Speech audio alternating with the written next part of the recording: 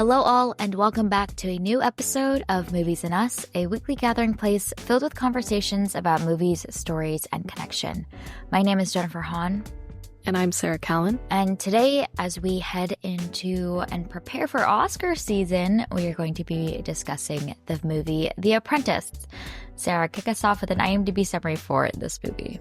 The story of how a young Donald Trump started his real estate business in 1970s and 80s New York with the helping hand of infamous lawyer Roy M. Cohn. All right. Here we go. We're diving into this movie. Okay, what is your one-sentence summary for The Apprentice?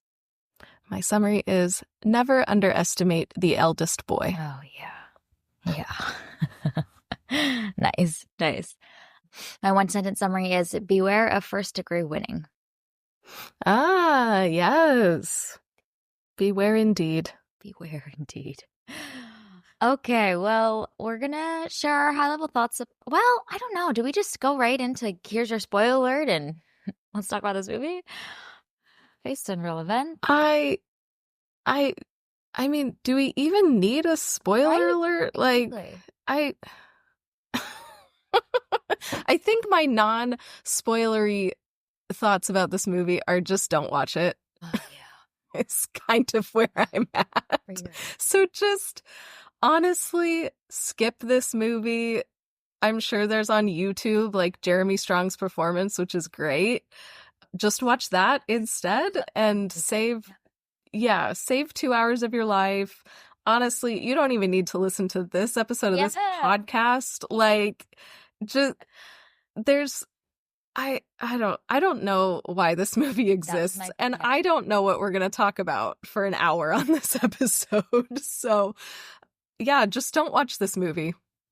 Just watch a compilation of Jeremy Strong's performance, and you'll get the only good parts of this film. Or just go watch him be Kendall Roy in Succession, you know? Oh, it's so much better. Yes. Yep. Yeah. I had the same two big thoughts while watching this movie. Yeah. Which is, one, why does this exist? And then two, what are we going to talk about on this episode? So I was like, should we just like meditate together for the next hour, you know, and just sit in stillness and peace and let our minds wander and ponder other things? Oh, man. Honestly, that would probably be a better use of all of our times. Like, there's a lot going around in the world. There's a lot going on. Let's just take some time to be still. Because we probably all need it. Should we just like include a loop hour-long clip of like babies laughing and waterfalls and I don't know, other pleasant things? Yeah, I'll take all of the nature sounds, please. That would be lovely. It's rustling in the wind. Oh, honestly, I went on a walk this morning, like way too early. The sun wasn't even up when I went on a walk, which is probably ill-advised. But it was so nice because there was no other humans out.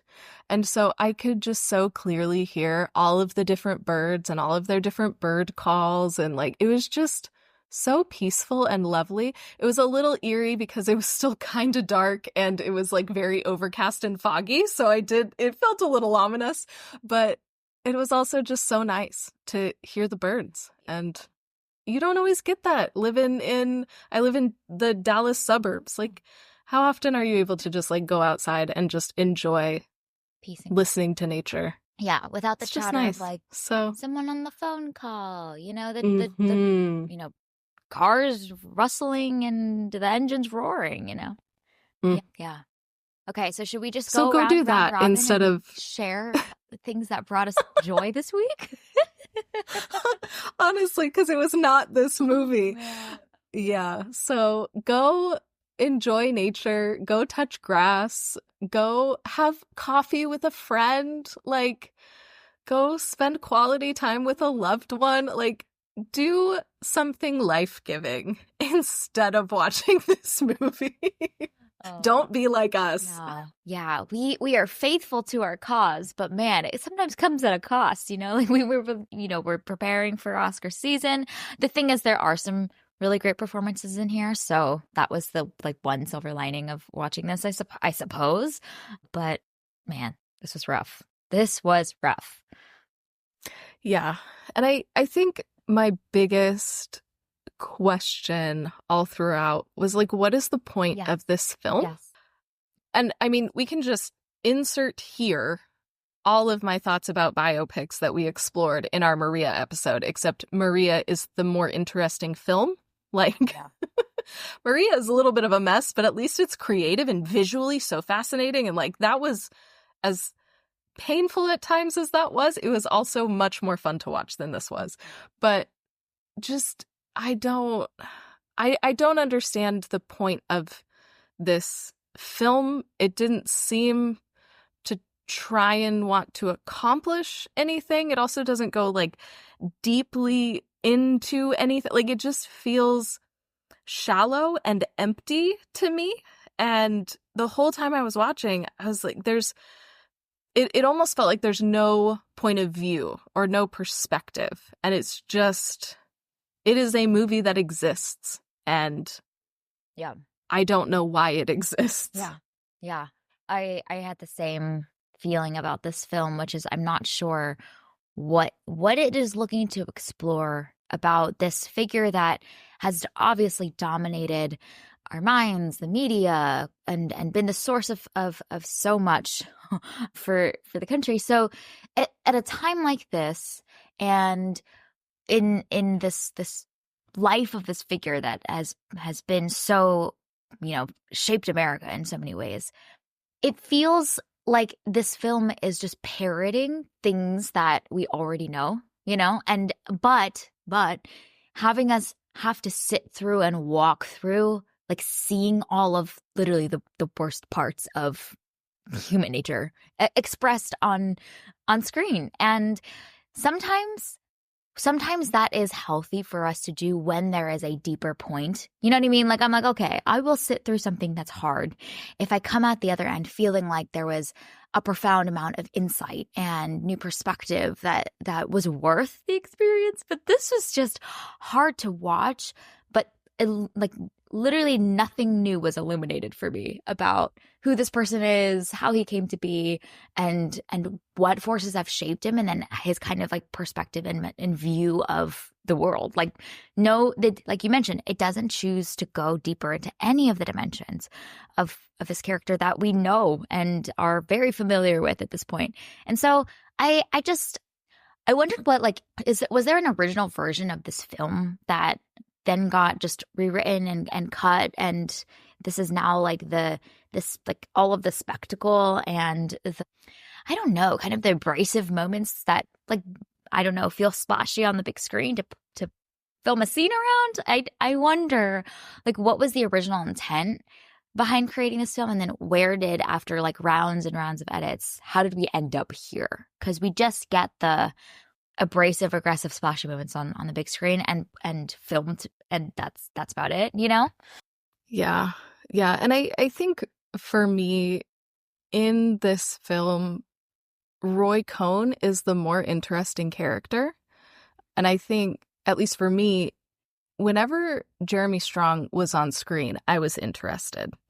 And there's something so electric about him and his performance, coupled with, I do think that Roy Cohn was more interesting than Donald Trump is, which I know is like a weird thing to say, but I wish that this film was about Roy Cohn instead. I think that would have been a lot more interesting. And especially because that character definitely, and that real person, went on a journey throughout his life and did some very terrible things. And he's just interesting to me. And every time Jeremy Strong was on screen, I was interested. I was like, okay, there's something happening here. And then the minute that he was off screen, I was like, oh my gosh, this is a painful slog to try and get through. Like, everything falls flat. Even though Sebastian Stan does a great job as Donald Trump, he doesn't have that charisma that we see in Jeremy Strong's performance. And I think that's probably by design. But man, it was a rough watch. Yeah. I don't know. And then, like you said, it doesn't have anything to say, or there's nothing interesting and new to bring to the conversation. So then I feel like I just had 2 hours of my time wasted when I could have been doing something else. Yeah. Yeah. I think, like you mentioned, I think it'd be more interesting of a film to like deep dive into this complicated relationship between Donald Trump and Roy Cohn.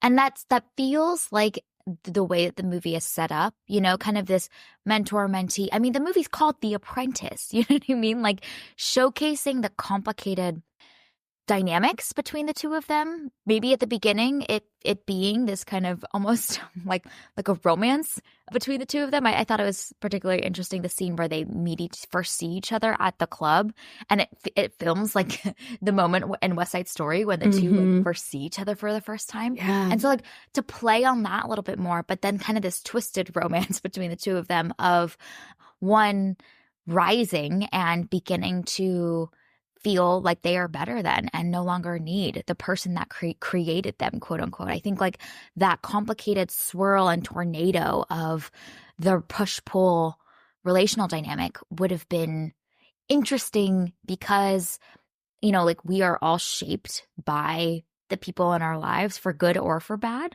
And to showcase kind of the forces that really impacted and molded the worldview of Donald Trump would have been really interesting. And I think the influence of Roy Cohn is not new to anybody. Like, I think we all have an understanding of that. But to the film's power and medium to be able to showcase the like real emotional dynamics of that could have been fresh and new and interesting and make use of kind of this narrative recreation type of medium versus the way that it's often portrayed in like documentaries and commentary, which is very cerebral, very intellectual, but to feel the emotional manipulation and the admiration, but also the disgust that happens between the two of them, I think would have made use of this medium in a more powerful way and kind of using film as a storytelling mechanism to get us to kind of see beyond what is obvious.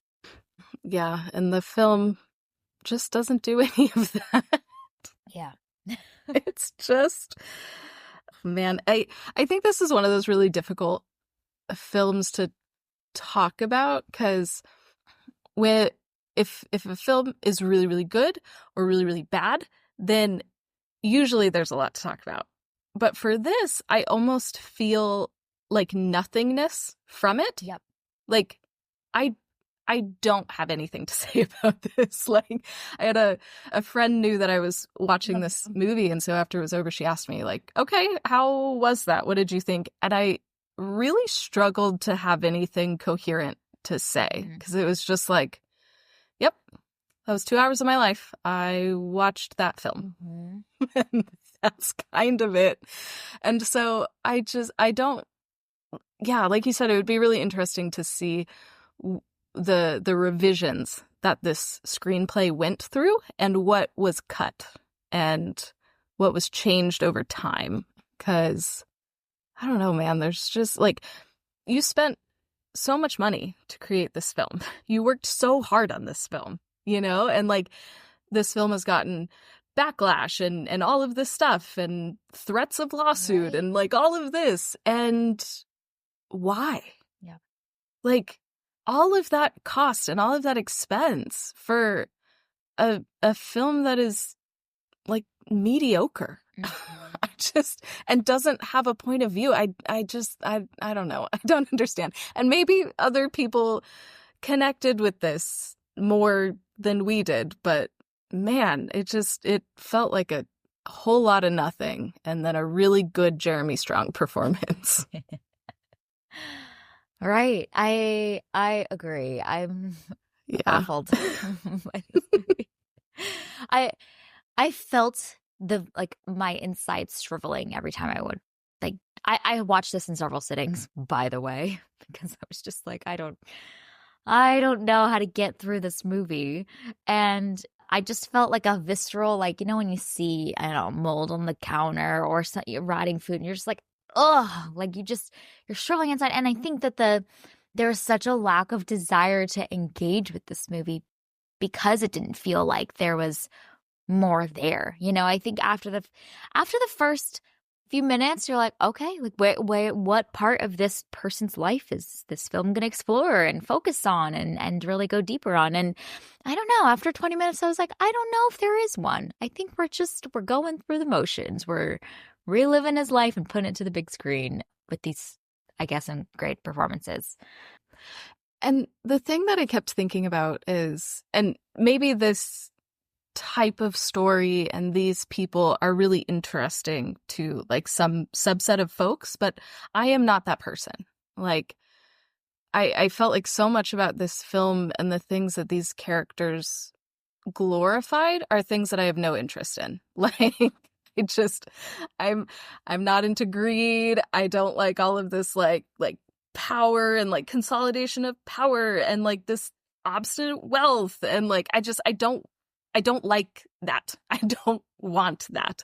And this film does nothing to make these characters interesting enough for me to watch those things. So I kept thinking about Succession while watching this, not just because Jeremy Strong is fantastic in both, but I think Succession, all of the characters are so greedy and they're so powerful and they're all about power and wealth and gaining more. And it's a lot of the same core motivators that the characters have in Succession we see in The Apprentice. The difference is Succession is so much fun to watch. And all of the characters, even though they are despicable and awful and have just so many terrible qualities to them, they're also really fun at times. They are endearing at times. Like, there's something likable to all of these people. And even though they are horrible and they revere everything that I am against, I still wanted to spend time with them.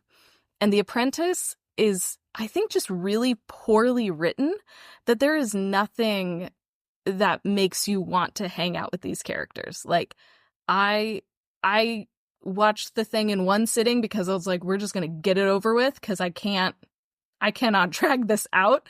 And I hated every second of it and I wanted it to be over. And I think it just made me appreciate Succession even more because it made this world that I want nothing to do with interesting and exciting. And I was invested in these characters as they're navigating through and doing these horrible things.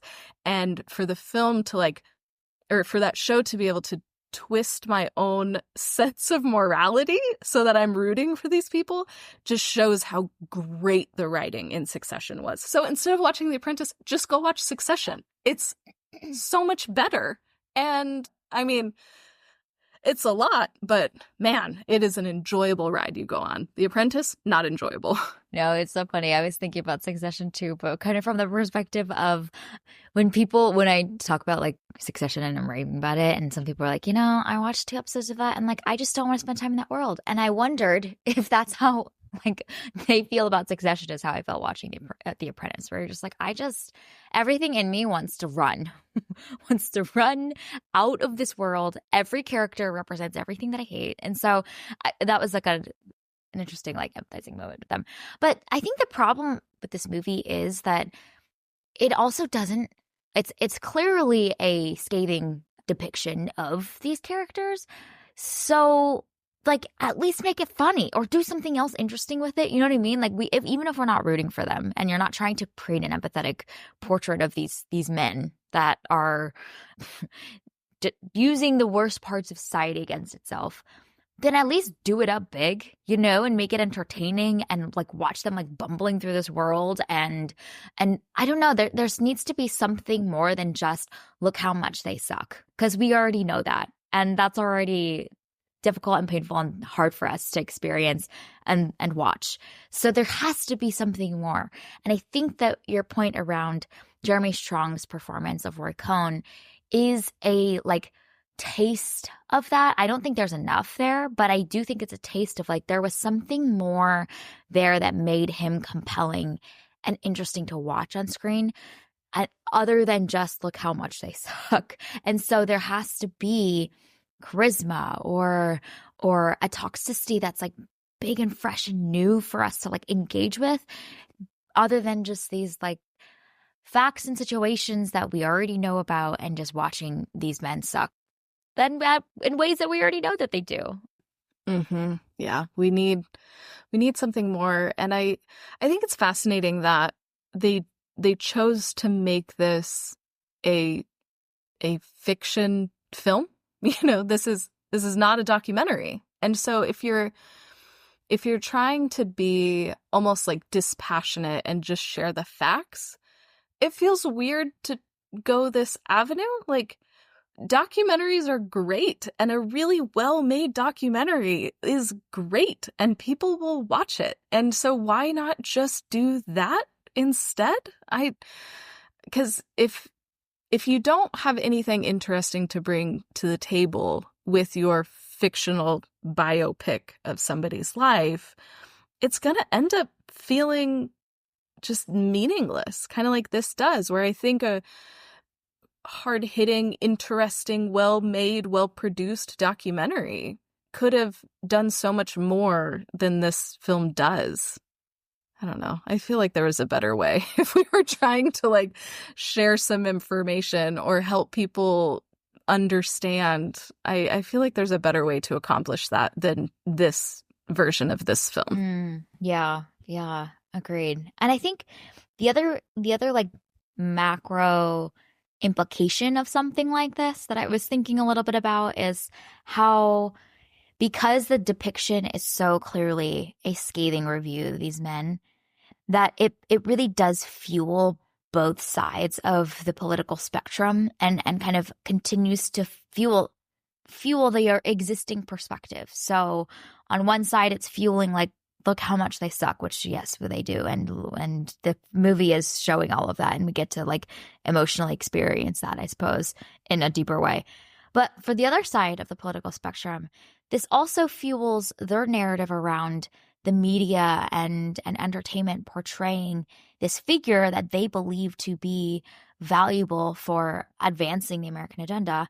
And like, look how much they get to have a say and paint him this specific way. And so like the implications of this single film being able to confirm and maybe push to more extreme measures the existing narratives for both sides is also like an interesting like byproduct of this existing that I think is also not helpful for us to be able to like have conversation with each other across all of the different political views. Like, this does nothing for helping either side temper and understand each other a little bit more. In fact, it just pushes, I think, both sides to be more passionate in their already existing narratives around what the media and entertainment do and how it relates to the political stage.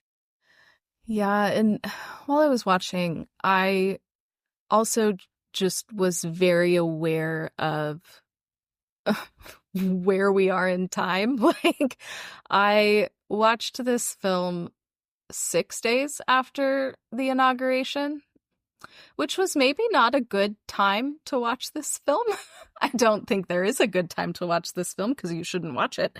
But 6 days after the inauguration is not a good time. And so I had a really difficult time because there's so much fear right now. There's so much just uncertainty right now. Like, no one is at their best right now. There's just so much instability, and like, people are genuinely scared about what's happening in our country. And then it was just hard to watch this movie that is so I don't have language to describe this film, I don't think, because it's just, I don't know, it just feels empty. And so seeing the reality before us and then watching this movie that doesn't have anything helpful to add to the conversation, I think made it especially frustrating. I don't know, man. I know. It was hard for me to like watch this and not think about the politics of everything. And then the film isn't interested in that either. So I don't know. Yeah, I think that like the more I think about this movie, the more I feel like it's just emotionally irresponsible, you know? And that goes back to my previous point around like which is why I also hate melodramatic manipulation in general. One of my fun little pet peeves and soapboxes I like to get up on sometimes, because it emotionally irresponsible in the way that it's uninterested in anything deeper, but it walks you through situations, scenarios, and emotions that are really hard to swallow. There's a scene in this film with his wife that I think is like particularly, it was so difficult to watch and so jarring. But again, the film doesn't go anywhere with that theme. And even a lot of the scenes in depicting the relationship between Trump and his wife, I don't know what it's doing. And so I think that it's not wise to create film and content like this and push it out into the world at a time like this without the endeavor for something on the other end, something that this was for, some new purpose, perspective, meaning that we're looking to just collectively either sit and talk about together, without any of that, when we're just having to go through these really painful situations and scenarios and have to sit through it and then have to process and deal with the aftermath of that individually ourselves without feeling like it was worth it for something. And I don't know, maybe for some people there was something. I just don't know what it is. Mm-hmm. Yeah. This movie doesn't feel worth watching. If you've made it this far into our conversation, let me just reiterate again. Please don't watch this movie. Oh, yeah. Okay, so Jen, do we want to just take a left turn here? Oh. Because I don't have anything else to talk about with this movie, if I'm being completely honest. I have nothing more to say. I mean, I could make some stuff up, but I really don't have anything else to say about this movie. So here's what I'm wondering in real time with no warning or preparation. Ooh. Would it be fun, and we could say no, we can also cut all of this because the magic of editing. Would it be fun to just share some of the things that we have been watching lately and enjoying, or maybe I know you're a big reader too. Is there anything that we've read recently that we enjoy? Can we just talk about some of the things that have given us joy and given us life instead of reviewing this movie? Please, let's do that. Okay, great. Come get some tea. Come join us. Yeah. On the sofa. We're about to just hang out, which is so fun and spontaneous because usually we're on here yapping away about the movie that we're discussing, but let's just chat, just hang out, talk about some yeah, because I think that's better than trying to come up with something to say about this film. Yeah, I know. We weren't kidding at the top of this episode. Let's just meditate and talk about things that brought us joy. Honestly, though, I'm impressed with us that we got 29 minutes about this movie. Yeah. I feel like we did really good. Yeah, I was impressed. Good job, us. I'm proud. Yeah, so, well, one, let's all take a deep breath because there's a lot of things happening right now in all of our lives. So what brought you joy this week? Mm-hmm. Could be anything. See, now here's the thing. I need to think about what I have done. Oh, okay. Here's something that's brought me joy. So Jen, you know this, but I really love watching sports, which is really funny because I don't have a single athletic bone in my body. But I'm really enjoying, there's a new women's basketball league called Unrivaled, and it's 3-on-3 basketball. And it started last week. So when we're recording this is the second week of games.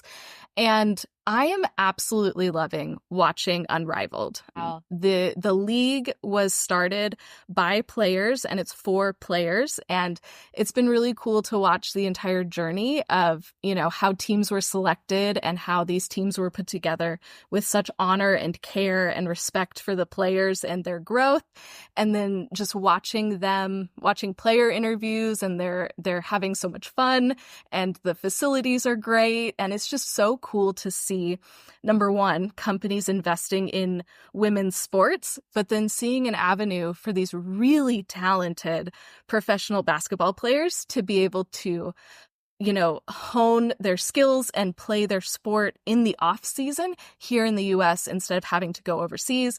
And then just like good stuff with like pay equity and everything. And they have equity in the league, and just everything that I've seen so far has been so cool about this new league. And the games have been so much fun to watch. So anyway, I have been loving watching Unrivaled. And if you have Max, all of the games are streamed on Max. So check out Unrivaled. Oh it's so much fun. Support women's sports. Yes. How did you discover this again? What was the origin story?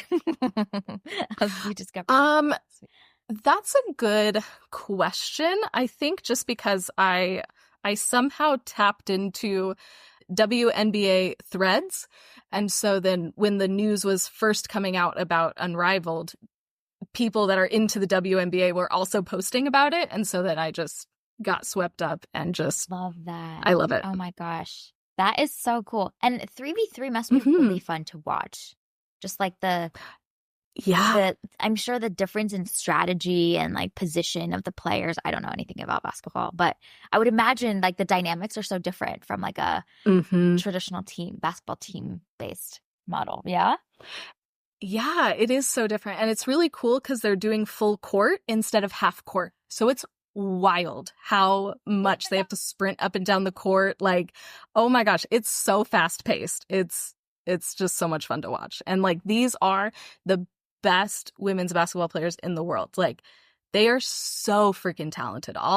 Not all, but like a lot of the WNBA stars are on these teams, and they are absolutely killing it. So I love it. So cool. That is amazing. So how often are there games? Games are Friday, Saturday, and Monday. So there's 2 games each of those days. Soaking it up. Oh, I'm having so much fun. Wow. I love that. Well, it's a fun way because when the season is over, like you still get to get your fix, you know? Exactly. Yeah. So this is during the off season. So it's just a great way to be able to watch more women's basketball. That's sick. Oh my gosh. Mm-hmm. Yeah. Nice. That's a great addition to your week. Something to look forward to. Oh, yes. I'm having so much fun. Just slap your booty down. I'm so obsessed. Yeah. Bask in all of its adrenaline and glory. That's amazing. Yeah. Amazing. So what about you? What is one thing that's been bringing you joy lately? It's been bringing me joy. Well, I just discovered. So I started skiing. I've learned skiing when I was very young, but I grew up in the Northeast. So we had like hills. We did not have mountains. We had like very greatly made fake snow on hills. And then I didn't ski for like 15 years. So a very long time. And then I went skiing last year in Tahoe for the first time, which I was like, yeah, we just assumed that we would remember, and just got bit by the ski bug. And so went a ton last season, and then it is now fully ski season here in the Seattle area, which is so fun. Also living in Seattle and being like 45 minutes away from a mountain, or an hour and 45 minutes away from like an even bigger mountain. Just like the amount of options is crazy. And so I have been trying to learn and hone my technique, and I discovered this product called Carve 2. Let me tell you, it was an Instagram like ad that popped up on my feed because I'm watching a ton of ski videos now. And it's essentially using motion AI to be able to tell you your turn angles, your edge angles, your forward movement, your balance.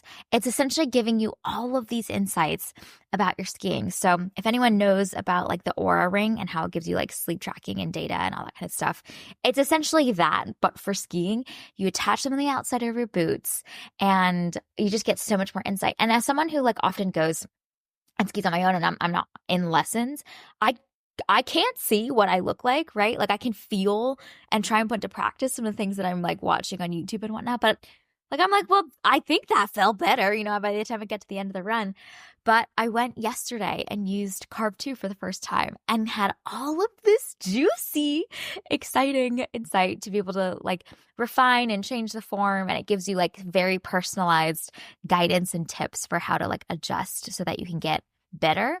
So I am just very, very excited about this because I feel like as a data monster, this is very exciting for me. But then just being able to like unlock so much more insight is so exciting to me. So I felt like a little like video game character where like after a couple of runs, you get to see all your stats and like your form and your shape and how all of your scores. It's very thrilling for me. So it's added so much fun to an activity that I already love.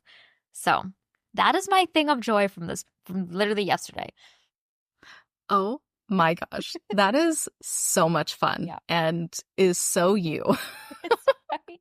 I love that data definitely makes things more fun, though. That's just a fact of life. It's so crazy. And also it's so funny because at work right now, the whole AI wave, there's this big trend and everyone's having conversation around like how to use AI more in your work to be more efficient and all of this kind of stuff. And I'm like, bro, I'm using AI outside of my life, outside of work, in my personal life with my skiing. And it's exciting because without this, you have to either pay for an instructor, which is so ridiculously expensive, and have to like put in all of those hours on the mountain with another human person, or you have to like try and feel it yourself around your edge angles and your turns and like watch videos and try and apply them, which is just inherently I think gonna be slower. So y'all, AI is there's all the ethical things with AI and whatnot, but in this realm, I am really appreciating it because it's just enabling all these things that wouldn't have been possible before. It's really cool seeing the videos if you go on their website around the like kind of rendering of what the sensors that are attached to your boots are able to look like and how precise they're able to be. So a lot of like ski racers will use them to be able to like optimize for getting up on their edges so they can go even faster. So it's just fascinating. Just the power of technology, man, is kind of wild. I am such an elderly person in my heart. And technology is like some dark magic. Mm-hmm. I'm like, I don't know what this is, but it's impressive. Oh my gosh. I'm amazed. And that's so cool that this thing is so practical and able to help you better enjoy something that you already love. That's so cool. It's pretty neat. I am also like, technology is moving faster than we know how to manage point of view person. So, in this one area, I'm like, I will embrace it in this area. This is helping my life significantly and just bringing so much joy. It just makes it fun too, because especially when you are doing a lot of the same runs on the mountain, I mean, it's obviously gorgeous and stunning to just be like surrounded by evergreen trees, dusted with like freshly fallen flakes of snow. It's gorgeous and stunning, but it just adds a whole nother dimension of being able to like see yourself getting better and having something to work towards while you're out there doing all the mountain runs. So it's been so fun. I'm excited to see where it goes. I've only used it once, but from what I've seen so far, it is wildly exciting. Oh, I love that so much. When are you going skiing next? Or have you not decided? The hope is next weekend. Yeah. So wow. I try and get out there every weekend during ski season because there's kind of a window of time from like nice. January, well, kind of mid-December all the way through to like end of March, maybe even April, depending on if we have a colder year. So we shall see. We'll go again. Amazing. Try it out. More. Yes. You are living your best life right now. Yeah. Okay, other things that have brought and sparked much joy this week. It sounds like your walk this morning was one of those. I'm telling you, it was so like ominous. It was great. I loved it. I was like, this is legend. It's just like the last person. Honestly though, yeah. I was kind of like, there's nobody else out here. It's dark. This is creepy, but it's also really cool. Because it's really foggy today in Dallas. So it was foggy and dark because the sun was like, it wasn't even like, I guess it was like starting to rise, but it was like pre-sunrise. So like it was still real dark. I loved it. It was great. I'm trying to think. I've been watching so much sports lately. I'm like, what else have I What else have I watched that has been fun? So we have Apple TV Plus right now because we are watching Severance season 2 over on TVNS. So go check that out if you're also watching Severance. But while we have Apple TV, I'm trying to also consume other Apple shows. Yeah. Because their content is very good so far. And so I've started the 4th season of Slow Horses, and I freaking love that show. It's like British spy thriller kind of content, and Gary Oldman plays Jackson Lamb, and he is right such a jerk, and he's just like grungy and gross old man, but he has this like charisma to his insults that I just really enjoy. And so this season is a little like twisty, so I'm curious to see where it's going to go, because it's kind of like, seems like it's reaching into the past a little bit, and that's affecting the present. So I'm curious to see what will be uncovered along the way. I'm only like 2 or 3 episodes in, so I have a couple more to go, but I'm really enjoying Slow Horses. So if you are into kind of like British spy thrillers, but with like really cutting, sarcastic humor, Slow Horses is probably right up your alley. I've been enjoying it. The first 3 seasons are all great, so I would highly recommend it. This has you written all over it. Oh my gosh, yes. I love British TV, number 1, always. Yeah. And then if it's like snarky spy, like, yeah, I love all of that stuff. Oh my gosh, I love it. You're making great use of this Apple TV Plus that we're going to have for like the next 2 months. So yeah. Putting it to good use. When I opened Apple TV to watch Severance, I was like, is this when I finally watched Ted Lasso that everybody's been like raving about for, I'm like, several years late to the game, but we just need some feel good. Everyone keeps telling me. Yeah. It's such a feel good show. And I'm like, I need that. Yes. So we'll see if we get around to it. But it's very good. That was one of those shows that I think I watched it in 2020 when I was feeling really just negative about everyone and everything. Yeah. And Ted Lasso was just this bright spot and helped kind of restore my faith in humanity just a little bit. Yeah, this show is so good. Okay. You are selling it to me. Yes. It's like you're selling me ice cream. I'm just like, yes, I want that. That's so great and happy. Oh. Okay, other things that I guess I'm consuming right now.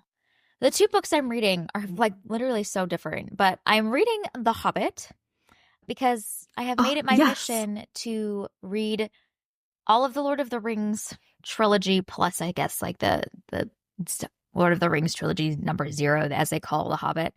So I did all this research on which order I should watch it in because everyone has different opinions and whatnot. And I went with reading The Hobbit first, because I think it was the one that was released. It was like released first and then came the rest of them. So it's been so fun to just escape into this other little world. I think I'm like maybe a third halfway through, but I'm just excited for this whole journey. This has been on my bucket list of things to do for the longest time. And the end of last year, I was like, you know what? I think this is time. We are also going to be watching and talking about Lord of the Rings a lot more towards the end of this year, discussing the Return of the King Oscars season on our friend, the Revisionist Almanacs podcast. So I'm like, well, this worked out perfectly. I didn't know that at the time, but it works out perfectly. So I've been reading The Hobbit, and that's just been so fun to kind of like escape into fantasy, because sometimes we just need that in our lives, like when you finish watching The Apprentice, you're like, I just need some Gandalf to guide me through the dragons. Yeah, that would be helpful. Honestly, though, yes, that's been really fun, and I've heard a lot of people like the other 3 a lot more than The Hobbit. So it's gonna get even better from here. Yeah. You're starting with good, and then it's just gonna get better and better. That's really smart. Yeah. You have set yourself up for success on this Lord of the Rings deep dive. I love that. Yeah, we're going deep into the lore. So that's been fun. And then the other thing that I just started reading that was a Christmas gift from a friend, which was so sweet because it combines two things that are so interesting to me. It's called You Are What You Watch, and it's about how movies and TV affect everything. And it's written by this man who is a data journalist, which is a whole fascinating, my brain thought about that concept of being a data journalist for so long, because he has these incredible graphic visualizations that really do tell a story around the impact of some phenomenon that's happening related to movies and TV in the people and the research subjects and the studies that he's running. So it's very, very fascinating. But I just started. I think I'm only on chapter 1 right now, but Dave basically dives into all of the real world ripple effects of pieces of movie content or television that have shaped some phenomenon within our society. So some of the examples that they gave in the kind of back cover description is the amount of people that were applying to enlist increased after watching Top Gun, or the amount of people that were increasing and applying for certain job roles increased after, I think it was Jurassic Park or something that came out for a specific type of role. They saw an increase of. The first chapter so far has been discussing the way that our physical bodies react to adrenaline or fear-inducing moments in movies. And so they ran this whole study where they measured the makeup of the air molecules within a series of theaters across 11 or 12 different movies, and would chart when certain air molecules would spike at certain moments, and then would align them to certain plot points in the movies. So, for example, the monkey attack in the Hunger Games is aligned to a spike in, I don't know the specific science, I can't parrot it, but there's these specific physical phenomena that are happening collectively in movie theaters in response to big plot points. And the way that they were saying that you could almost look at the graph of a unnamed movie and begin to almost guess which movie it was from their crop of 11 to 12 based on when those moments are happening and in which succession. So I thought that was so interesting and so fascinating to see how watching film is truly an immersive physical experience for us as well. And I'm excited to see what other fascinating bits of phenomenon this dude dives into. It's so interesting. That is so cool. Wow. And just honestly, some people are so smart and so much smarter than I could ever hope to be. Mm-hmm. Oh my gosh. That is so fascinating. I never would have thought, because we talk about it all the time, how what we watch influences us and impacts us, and it's not just entertainment. But man, that is putting some data behind what we just instinctually know. That is so cool. Yeah, it's so fascinating. Wow. Yeah, it was it was so aligned to so much of what we talk about on the pod too, of the power of film being able to really shape our perspectives, shape our behaviors, and even down to shaping our physical molecules. And so getting to see the storytelling of the data visualizations behind it to kind of showcase it and even uncover sometimes things that maybe we know to be true intuitively, but maybe aren't able to show exactly or prove. But this book and the research behind really going deeper into trying to uncover it is going to be really interesting. So I'm fascinated to see. I think how it affects our physical bodies is interesting, but I'm very intrigued to see how it's affecting societal behavior trends too. So I think that'll be really interesting. What is the title of this book again? I'm going to add it to my to-read list. Watch by Walt Hickey. Okay. Yeah. I am adding it to my list literally as we are speaking. Your data brain will also absolutely love this. Oh my gosh, yes. It's really... What's really cool too is how much he is a storyteller. Because I don't know, sometimes data people can be really just dense and in the weeds of all of the little nitty-gritty details of it and kind of lose the larger picture. But he's such a storyteller. So even when he's talking about the story of how they uncovered the research, it's told like a thriller, you know? He's like, and then we had this question. How are we going to answer it? And you're like, oh my gosh, how are we going to answer it? I'm on the edge of my seat. And then he's made the like research aspects really exciting as well. But he also, like in the introduction of the book, talks about how for him, like one of the reasons he chose his profession was inspired by, I forget which movie it was, but inspired by movies and the specific role and the character that he absolutely adored. And that shaped what he chose to major in college. So he's like, I have also been affected by film in a powerful way. And so this is kind of how it's personal for me, why I've gone on this whole endeavor. So I thought like it's a really engaging read too, and not just like fact after fact, stat after stat, which I think makes it really fun. Yeah. You have to be able to tell a story. And I mean, hello. That's the whole point of like movies and stuff, is telling a story that people want to watch. It's the same thing with books. Got to make your data so that people want to read it. And it sounds like he has really effectively done that. That's so exciting. Ooh, I'm excited to read this now in like however many months when I finally get to it. The Goodreads to read list is just... Oh my gosh. Yeah, my list is out of control, but we're getting through it. There was, I think it was like last year, there was a weekend where I was like, I need to get this in order, and went through and kind of like removed things that I either like did not remember or did not feel like I wanted to read anymore. So it wasn't like, you know, it's no longer like 600 books. It's now like 350, which just feels more doable, easier to sift through. Oh, man. Also, have you heard of the app Storygraph? No. You should look it up. It is like, it's like Goodreads, but I think it's much better. The UI is much easier to use, and it'll give you like graphs and stats of your like reading. Ooh, so okay. I have been really enjoying it. So I would also recommend the Storygraph if you are a bookish person. And you like the UI much better too.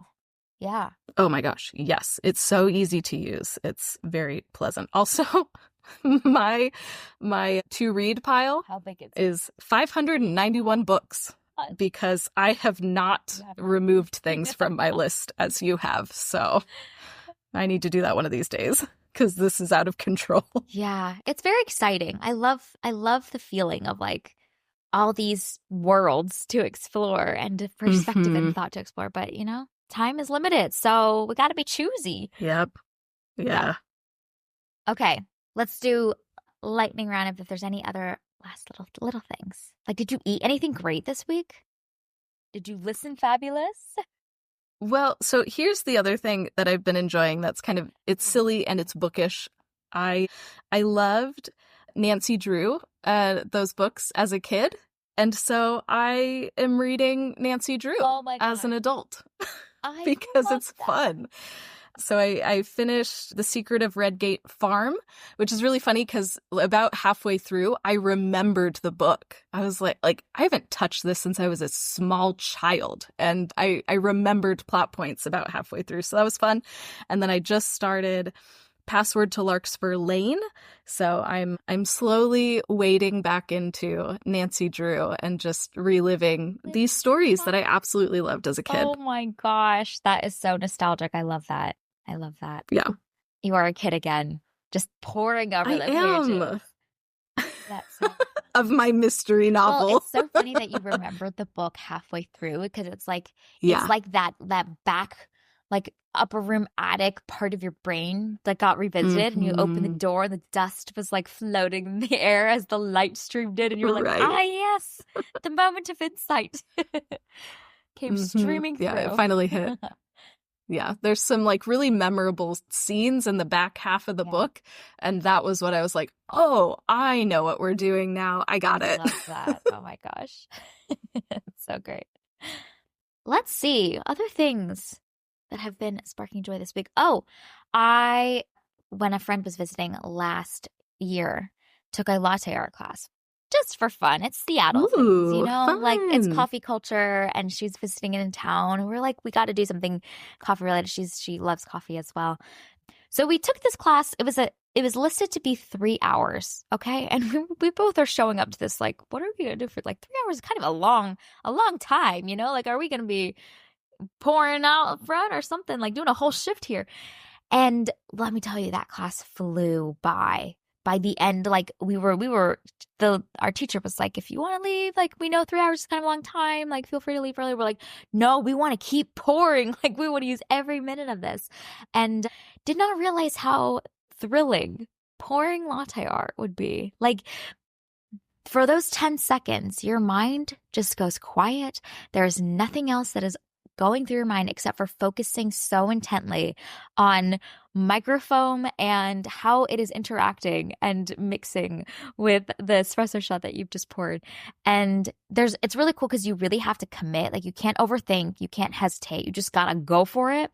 And afterwards, you get such direct feedback from the thing that you've just poured. You're like, oh, I did better on like the positioning within the cup, but like the ending section was like, I could have gotten done differently. And then it's kind of like a game. Like, you just want to go again, So I never thought that I would buy an espresso machine, let me tell you. Like, even when I owned, a larger like space one day, I just was like, that's for other people. No, I went full in. It was Black Friday. I bought an espresso machine, and we've been playing with latte art.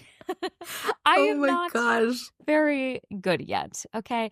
When you're in the class, the instructor will help you, guide you on your like spinning of the milk to get the right texture. And now that she's not here, I'm like trying to remember all of the things and watching a gajillion clips about what the texture should look like and how long you should aerate for and all this stuff. But it has been so fun to just pour and try and experiment and adjust.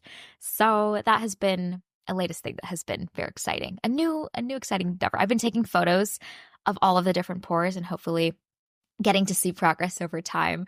But some of them come out looking like a whole splotch, and it's been really exciting because I'll doodle on it and try and like make it look like a figure. So my first pour ever became a bird with a hooked beak singing on stage with a spotlight on it. So we're trying to make the fails really fun, okay? But that's been kind of a fun little endeavor. Like, what figure will we create today out of this splotch of microfoam? I love that so much. I'm not a coffee drinker, but I am so amazed at baristas when they do latte art, and I can just sit and like watch them. I am that creeper at the counter that is just like, oh my gosh, I want to watch what you're doing because you're an artist and you're doing something that I could never do. So that's incredible. I love that. That is such a joyful thing to add into your day. And like, I don't know, I think it's so important to like continue learning something. Yeah. I feel like we reach a point in our lives as adults where we don't have to continue learning things. And so it's fun to learn and to fail and to grow and all of that, and like finding the joy and the fun in it. Yes. That's so cool. It's so true. And like using your hands too is really fun, like something physical, because we're just clickety clacking on the screen all day now, in our desk jobs for work. And then to be able to like use your hands and feel like your hands have created something has been very exciting. And then just done like a soothing ritual in the day. So yeah, it's been fun. Next time we're in town, Sarah, I'll have to do like a very concentrated like chai latte, like a chai shot. Yeah. And then do some microfoam on top of it with some milk to make you chai latte. I am here for that. One thing that I'm kind of wanting to do in 2025 is be like a little bit more intentional about like what I am consuming and wanting to like buy more like local and like small businesses and stuff. And one thing that I'm considering embarking on is finding chai, because I drink chai pretty much. No, I drink a chai every day, and it's a very white girl chai. But I'm curious. I want to try different like chai suppliers and like find a chai that like I want that's from like a smaller business, and preferably, I don't know, from people whose like culture chai actually comes from and not just like white people chai. So I might have to, maybe by the time I come to Seattle next, I will have my chai supplier and Your chai supplier. Yeah. My chai supplier. Oh my gosh, I love that. So I'm really looking forward to potentially like ordering and like sampling from all of these smaller businesses and seeing, because chai is so different from place to place, and even like Indian chai is different than like Indonesian chai, and like all of these things, they're so different from each other, and they all have like different flavor profiles and everything. So I'm excited to like do some chai sampling and find what my favorites are and change up my chai routine a little bit. That sounds so fun. And also just getting to like hear the stories behind like how the like family business started, or they were inspired by a trip that they went on, or something that is a backstory behind it. Yeah. Your taste buds are very primed for chai tasting because you consume a lot of chai. And I remember the last time that you were in Seattle a couple months ago, just getting to try the different chais at different coffee shops was really fun. And you were like, yeah, this one, much better. It's deeper in flavor. There's more ginger, less cardamom. I'm like, yeah, I have no idea what you're talking about, but it sounds like there's such differences in the flavor profiles, which is so fun for your taste buds. Yeah. And when I was in Seattle, that was the first time that I tried a ginger chai, which I discovered that I really like. And so I had one because I went from Seattle to Portland, and I had one in Portland too. That was my favorite chai that I had in Portland this trip. So ginger chai is a thing, and it's delightful, and I'm excited to expand my chai horizons. Love that. Oh, that's so fun. So fun. And the thrill of just having like a new thing to be like, what will this taste like? Like maybe I'll love it, maybe I'll hate it, but like it's just new, and it's unknown until you get to like savor it on your taste buds. Exactly. Oh, that's so fun. So much fun. Wow. I feel like this was amazing. Like we needed this. We really my heart did. Is so full, you know. Oh, one of the best pieces of content we've put out in the world. Let me tell you. Honestly, though, what do we call it? Like episode 3 something, The Apprentice, and also just come hang out with us. I mean, honestly, I think that's what we're going to have to do, because half of it is us just going, don't watch The Apprentice. And then the other half is, okay, let's talk about things that make us happy. I love it. I love it. We needed this. This is very good. Thank you for bringing this idea. We did. It was fabulous. And we're putting out some joy to the world now, you know? Yes. Positive energy. Yeah. Love it. All right. Well, thank you for listening and coming and hanging out with us this week on Movies and Us.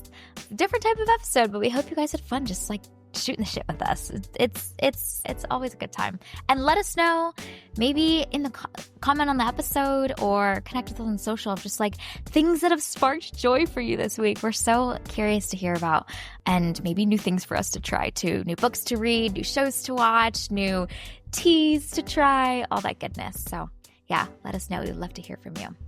Well, our name, Movies and Us, sums it up. We're all about movies and the powerful ways we can connect with each other and the world around us. This podcast is about all of us and our shared stories, so everyone is welcome here, and we're so glad you spent time with us today. You can subscribe to this podcast on Spotify, Apple Podcasts, or wherever you tune to your favorite shows. Drop us a rating and review, letting us know all of the things that have sparked joy from you the past week or two, or the past several weeks. You can connect with us on Instagram, Threads, and Blue Sky at Movies and Us Pod, or email us at moviesanduspod@gmail.com. We will be back next week to discuss a much more joyful film. We will be discussing Wicked next week. We hope you have an amazing week, and we'll talk again very soon.